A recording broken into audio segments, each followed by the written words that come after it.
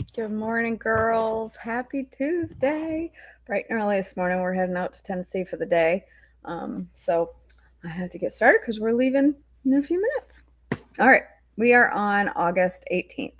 The Lord's glory leaves the temple. Ezekiel 10 1 through 22. In my vision, I saw what appeared to be a throne of blue lapis lazuli above the crystal surface over the heads of the cherubim. Then the Lord spoke to the man in linen clothing and said, "Go between the whirling wheels beneath the cherubim and take a handful of burning coals and scatter them over the city." He did this as I watched. The cherubim were standing at the south end of the temple when the man went in, and the cloud of glory filled the inner courtyard. Then the glory of the Lord rose up from the cherubim and went over the entrance of the temple. The temple was filled with this cloud of glory, and the courtyard glowed brightly with the glory of the Lord. The moving wings of the cherubim sounded like the voice of God Almighty and could be heard even in the outer courtyard. The Lord said to the man in linen clothing, "Go between the cherubim and take some burning coals from between the wheels." So the man went in and stood beside one of the wheels. Then one of the cherubim reached out his hand and took some live coals from the burning among them. He put the coals into the hands of the man in linen clothing and took them and went out. All the cherubim had what looked like human hands under their wings. I looked at each of the four cherubim I looked, and each of the four cherubim had a wheel beside him, and the wheels sparkled like beryl. All four wheels looked alike and were made the same. Each wheel had a second wheel turning crosswise in it. The cherubim could move in any of the four directions they faced without turning as they moved. They went straight in the direction they faced, never turning aside. Both cherubim and wheels were covered with eyes. The cherubim had eyes all over their bodies, including their hands, their backs, and their wings. I heard someone refer to the wheels as the whirling wheels. Each of the four cherubim had four faces. The first face was the face of an ox, the second was a human face, the third was the face of a lion, and the fourth was the face of an eagle. Then the cherubim rose upward. These were the same living beings I had seen beside the Kebur River. When the cherubim moved, the wheels moved with them. When they lifted their wings to fly, the wheels stayed beside them. When the cherubim stopped, the wheels stopped. When they flew upward, the wheels rose up, and the spirit of the living being was in the wheels. Then the glory of the Lord moved out from the entrance of the temple and hovered above the cherubim. As I watched, the cherubim flew with their wheels to the east gate of the Lord's temple, and the glory of the God of Israel hovered above them. These were the same living beings I had seen beneath the God of Israel when I was by the Kebur River. I knew they were cherubim, for each had four faces and four wings, and what looked like human hands under the wings. And their faces were just like the faces of beings I had seen at the Kebur, and they traveled straight ahead, just as the others had. Judgment on Israel's leaders, Ezekiel 11 1 through 13. Then the Spirit lifted me and brought me to the east gate of the Lord's temple, where I saw 25 prominent men of the city. Among them were Jezaniah, son of Azar, and Pelatiah, son of Benaiah, who were leaders among the people. The Spirit said to me, "Son of man, these are the men who are planning evil and giving wicked counsel in this city. They say to the people, Is it not good? Is it not good time to build houses? This city is like an iron pot. We are safe inside it like meat in a pot. Therefore, Son of Man, prophesy against them loudly and clearly." Then the Spirit of the Lord came upon me, and he told me to say, "This is what the Lord says to the people of Israel. I know what you are saying, for I know every thought that comes into your mind. You have murdered many in this city and filled it with the streets with dead. Therefore, this is what the sovereign Lord says. This city is an iron pot, all right, but the pieces of meat are the victims of your injustice. As for you, I will soon drag you from this pot. I will bring you the sword of war you so greatly fear, says the sovereign Lord. I will drive you out of Jerusalem and hand you over to foreigners who will carry out my judgment against you. You will be slaughtered all the way to the borders of Israel. I will execute judgment on you, and you will know that I am the Lord. No, this city will not be an iron pot for you, and you will not be like meat safe inside it. I will judge you, even to the borders of Israel, and you will know that I am the Lord. For you have refused to obey my decrees and regulations. Instead, you have copied the standards of the nations around you. I gotta make sure my kid is up.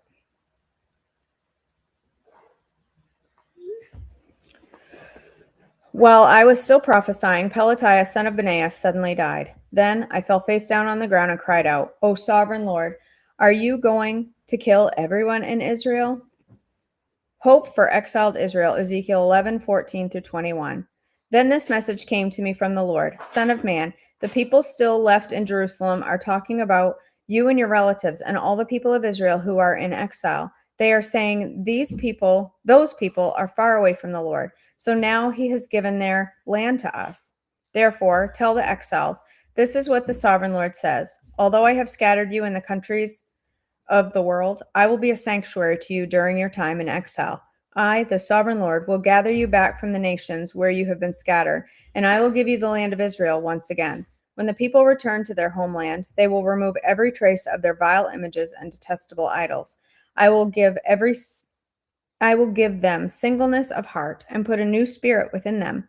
I will take away their stony, stubborn hearts and give them a tender, responsive heart, so they will obey my decrees and regulations. Then they will truly be my people, and I will be their God. But as for those who long for vile images and detestable idols, I will repay them fully for their sins. I, the sovereign Lord, have spoken. The Lord's glory leaves Jerusalem. Ezekiel 11:22 through 25. Then the cherubim lifted their wings and rose into the air with their wheels beside them, and the glory of the God of Israel hovered above them. Then the glory of the Lord went up from the city and stopped above the mountains to the east. Afterward, the Spirit of God carried me back again to Babylonia, to the people in exile there. And so ended the vision of my visit to Jerusalem. And I told the exiles everything the Lord had showed me. Signs of the coming exile, Ezekiel 12:1 through 20. Again, a message came to me from the Lord. Son of man, you live among rebels who have eyes but refuse to see. They have ears but refuse to hear, for they are a rebellious people. So now, son of man, pretend you are being sent into exile. Pack a few items Pack the few items an exile could carry and leave your home to go somewhere else. Do this right in front of the people so they can see you, for perhaps they will pay attention to this, even though they are such rebels. Bring your baggage outside during the day so they can watch you. Then, in the evening, as they are watching, leave your house as captives do when they begin a long march to distant lands. Dig a hole through the wall while they are watching and go through it. As they watch, lift your pack to your shoulders and walk away into the night. Cover your face so you cannot see the land you are leaving, for I have made you a sign for the people of Israel. So I did as I was told. In broad daylight, I brought my pack outside, filled with the things that I might carry into exile. Then in the evening, while the people looked on, I dug through the wall with my hands and went out into the night with my pack on my shoulder. The next morning, this message came to me from the Lord: Son of man, these rebels, the people of Israel, have asked you what all this means. Say to them, this is what the sovereign Lord says. These actions contain a message for King Zedekiah in Jerusalem and for all the people of Israel. Explain that your actions are a sign to show what will soon happen to them, for they will be driven into exile as captives. Even Zedekiah will leave Jerusalem at night through a hole in the wall, taking on what he can carry with him. He will cover his face, and his eyes will not see the land he is leaving. Then I will throw my net over him and capture him in my snare. I will bring him to Babylon, the land of the Babylonians, though he will never see it, and he will die there. I will scatter his servants and warriors to the four winds and send the sword after them. And when I scatter them among the nations, they will know that I am the Lord. But I will spare a few of them from death by war, famine, or disease, so they can confess all their detestable sins to their captors. Then they will know that I am the Lord. Then this message came to me from the Lord: Son of man, tremble as you eat your food, shake with fear as you drink your water. Tell the people, this is what the sovereign Lord says concerning those living in Israel and Jerusalem. They will eat their food with trembling and sip their water with despair, for their land will be stripped bare of their violence. Cities will be destroyed and the farmland made desolate. Then you will know that I am the Lord. A new proverb for Israel, Ezekiel 12:21 through 28.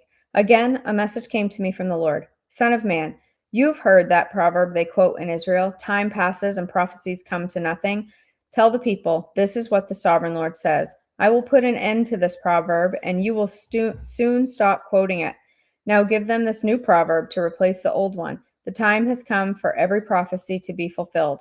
There will be no more false visions or flattering predictions in Israel, for I am the Lord. If I say it will happen, it will. If I say it, it will happen. There will be no more delays, you rebels of Israel. I will fulfill my threat of destruction in your own lifetime. I, the sovereign Lord, have spoken. Then this message came to me from the Lord: Son of man, the people of Israel are saying he's talking about the distant future. His visions won't come true for a long time. Therefore, tell them this is what the sovereign Lord says: No more delay. I will now do everything I have threatened. I, the Lord, have spoken. Judgment against false prophets. Ezekiel 13, 1 through 16. Then this message came to me from the Lord: Son of man, prophesy against these false prophets of Israel who are inventing their own prophecies. Say to them, listen to the word of the Lord. This is what the sovereign Lord says: What sorrow awaits the false prophets who follow their own imaginations and have seen nothing at all? O people of Israel, these prophets of yours are like jackals digging in the ruins. They have done nothing to repair the breaks in the walls around the nation. They have not helped it to stand firm in battle on the day of the Lord. Instead, they have told lies and made false predictions. They say this message is from the Lord, even though the Lord never sent them, and yet they expect him to fulfill their prophecies. Can your visions be anything but false if you claim this message is from the Lord when I have not even spoken to you? Therefore, this is what the sovereign Lord says: Because what you say is false and your visions are a lie, I will stand against you, says the sovereign Lord. I will raise my fist against all the prophets who see false visions and make lying predictions, and they will be banished from the community of Israel. I will blot their names from Israel's record books, and they will never again set foot in their own land. Then you will know that I am the sovereign Lord. This will happen because the evil prophets deceive my people by saying all is peaceful when there is no peace at all. It's as if the people have built a flimsy wall, and these prophets are trying to reinforce it by covering it with whitewash. Tell these whitewashers that their wall will soon fall down. A heavy rainstorm will undermine it, great hailstones and mighty winds will knock it down, and when the walls fall, the people will cry out, What happened to your whitewash? Therefore, this is what the sovereign Lord says: I will sweep away your whitewashed wall with a storm of indignation, with a great flood of anger, and with hailstones of fury. I will break down your walls right to its foundation, and when it falls, it will crush you. Then you will know that I am the Lord. At last, my anger against the walls and those who covered it with whitewash will be satisfied. Then you will say, The wall and those who whitewashed it are both gone. They were lying prophets who claimed peace would come to Jerusalem when there was no peace. I, the sovereign Lord, have spoken. Judgment against false women prophets. Ezekiel 13, 17 through 23. Now, Son of man, speak out against the women who prophesy from their own imaginations. This is what the sovereign Lord says: What sorrow awaits you women who are ensnaring the souls of my people, young and old alike? You tie magic charms on their wrists and furnish them with magic veils. Do you think you can trap others without bringing destruction on yourselves? You bring shame on me and my people for a few handfuls of barley or for a piece of bread. By lying to my people who love to listen to lies, you killed those who should not die, and you promised life to those who should not live. This is what the sovereign Lord says: I am against all your magic charms, which you use to ensnare my people like birds. I will tear them from your arms, setting my people free like birds set free from a cage. I will tear off their magic veils and save my people from your grasp. They will no longer be your victims. Then you will know that I am the Lord. You have discouraged the righteous with your lies, but I didn't want them to be sad, and you have encouraged the wicked by promising them life, even though they continue their sins. Because of all this, you will no longer talk of seeing visions that you never saw, nor will you make predictions, for I will rescue my people from your grasp. Then you will know that I am the Lord.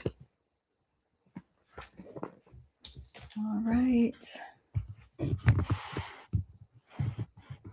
Oh, hi, Anne. Hope you have a good night. Good night.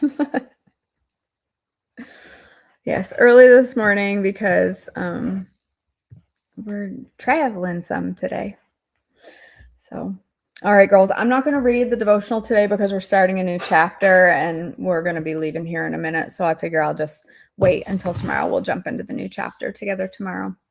Let's go ahead and end in prayer. God, our Father, thank you for meeting us here today for the reading of your word. And I just pray that you would reveal to us exactly the message that you have for our hearts individually, God, through this reading of Ezekiel. God, I lift up each woman here to you today. I ask for your strength, for your provision, for your grace and your mercy, as you always give us. God, I pray that you'll help us to be wise with everything we say and do today, with the words we choose to use with each other, with the foods we choose to eat or choose not to eat. Help us to be wise with our choices and everything we do. May we glorify you. We love you and praise you today in your precious holy name. Amen. All right, girly girls, I love you all. I hope you have a fabulous day. I'm going to head out. I love you guys. Have a great day. See you tomorrow.